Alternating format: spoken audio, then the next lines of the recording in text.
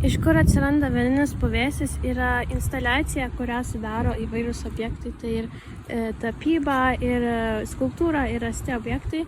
Ir kartu visi šie elementai sudaro darbą, kuris kviečia žiūrovą ne tik apžiūrėti tą vizualinę spalvotą pusę, bet ir įsižiūrėti atidžiau, įsiskaityti, pavartyti knygą ir padaryti ir pačiam pasidaryti tyrimą ir bandyti suprasti, ką reiškia mėlyna spalva, ką reiškia įvairios paslėptos detalės, ką reiškia vaizdo stebėjimo kamera dešiniajame kampe ir įvairios kitos detalės. Instaliacijos centre yra knyga, nuo kurios prasidėjo šis darbas ir aš ją radau paslaptingomis aplinkybėmis.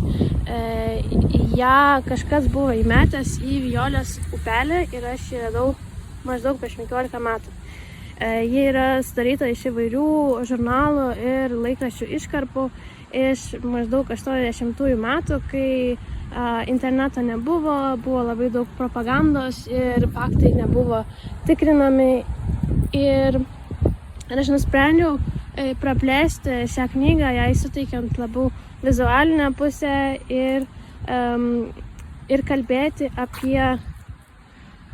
apie išliekančią ir grįžtančią fašizmo dvasią ir kalbėti apie šiandieninės mūsų politikos aktualijas, apie grasinimus, apie propagandą ir apie kultūros nuvertinimą.